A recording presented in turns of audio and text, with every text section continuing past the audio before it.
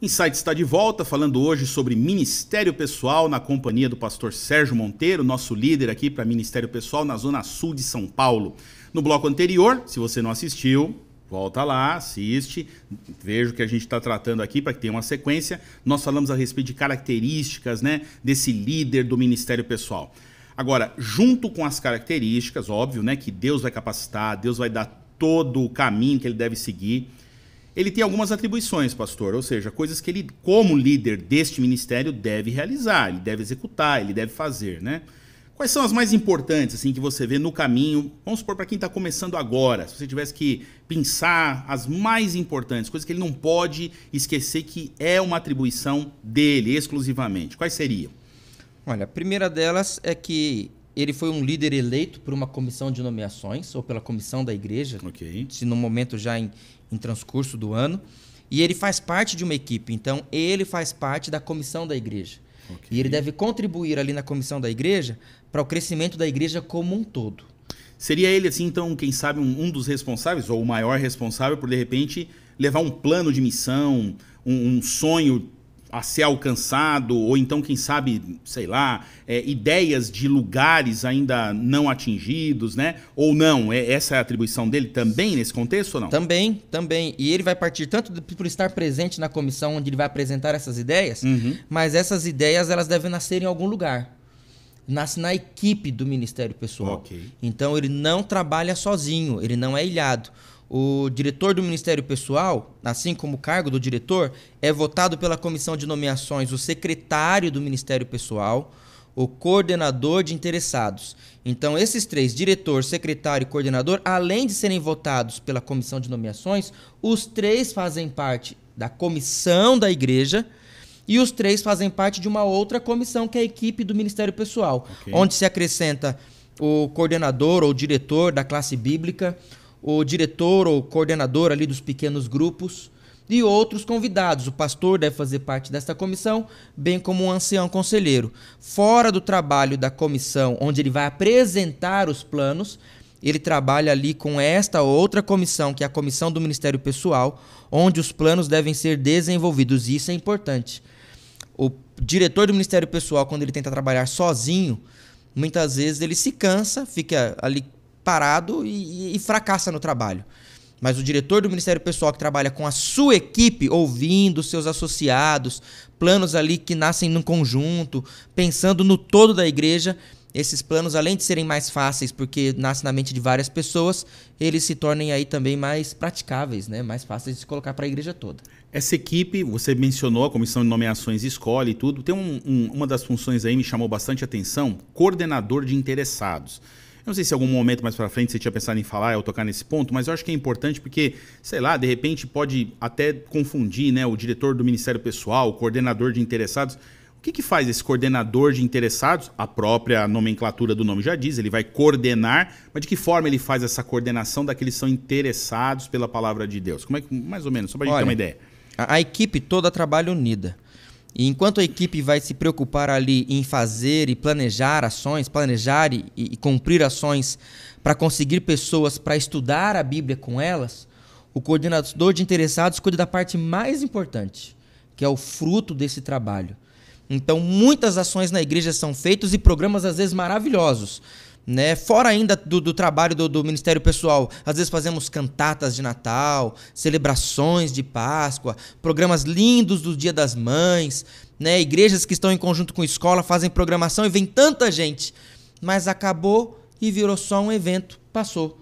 O fruto mais importante, que são as pessoas, às vezes acabam passando desapercebido. Então, por isso, dentro da equipe do Ministério Pessoal, o coordenador de interessados, além de contribuir com o trabalho geral de planejamento, ele é a pessoa que se preocupa em ter a relação dos nomes de todas as pessoas que passaram ali pela igreja, ou pelos seus eventos, seus programas, seus trabalhos, e que agora devem ser acompanhados pelos membros da igreja, que vão receber estudos bíblicos, visita, apelo, até que essas pessoas cheguem ao batismo.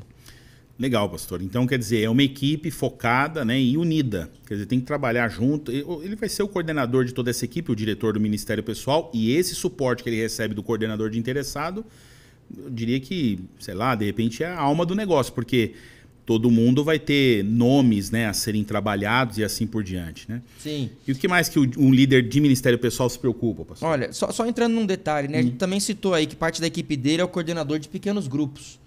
Então, ele está ali acima como diretor e o coordenador dos pequenos grupos vai ajudar os líderes dos lares, né, onde se abrem os pequenos grupos, a ter as ferramentas, a ajuda, porque tudo isso aí ficaria muito pesado para uma única pessoa. Bem como de classe bíblica também ali na equipe dele. Outra coisa muito importante do diretor e da equipe do Ministério Pessoal é oferecer treinamento para a igreja local. Então, a associação faz todo ano um treinamento geral que dá as bases, lança aí quais são os programas mais importantes e dá uma inspiração e uma motivação.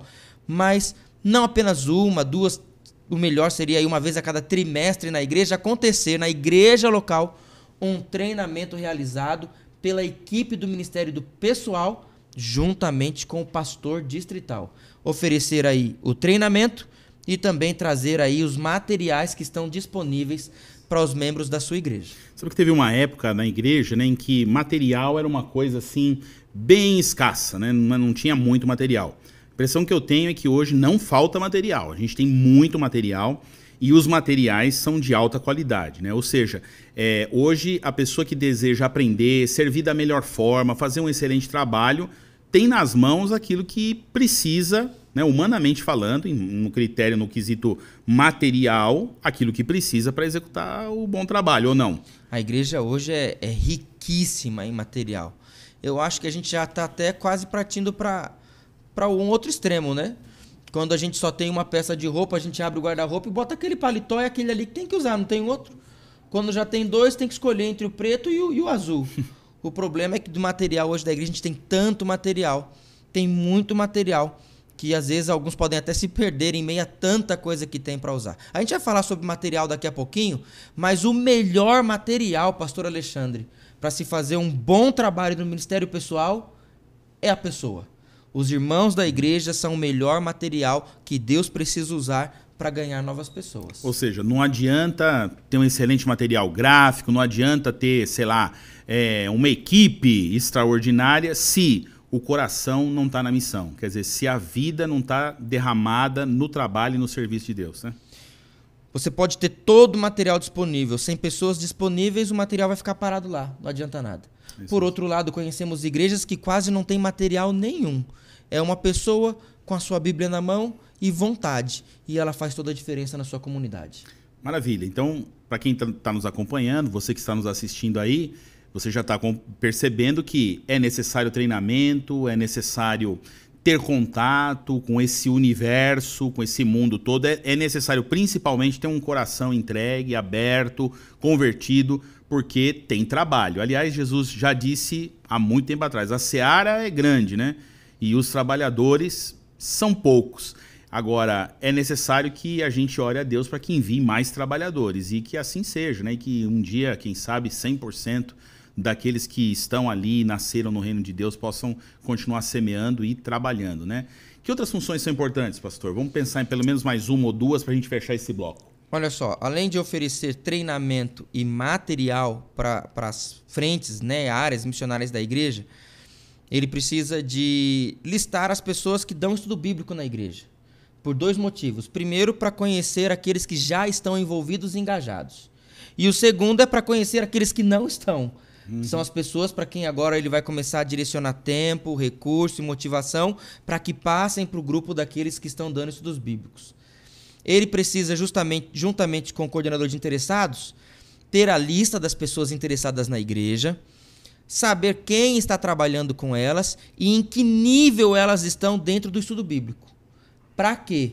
Para que chegando ali num nível um pouco mais avançado, fora do comecinho, ele já possa comunicar ao pastor que há pessoas a serem visitadas, para que o pastor possa fazer apelos, e também as pessoas que atenderam os apelos, juntamente com o pastor, já planejar aí o próximo batismo da igreja. Sérgio, é bem organizado, né? Então a gente percebe assim, que se a coisa caminhar organizada, ou seja, cada um cumprindo ali o seu papel dentro da equipe, não só dentro da equipe, na igreja, o resultado, ele na verdade é uma consequência de um trabalho bem feito e óbvio, né, da ação de Deus na vida de quem está trabalhando e na vida daqueles que estão se interessando pela mensagem, né, pela verdade que está sendo apresentada, né?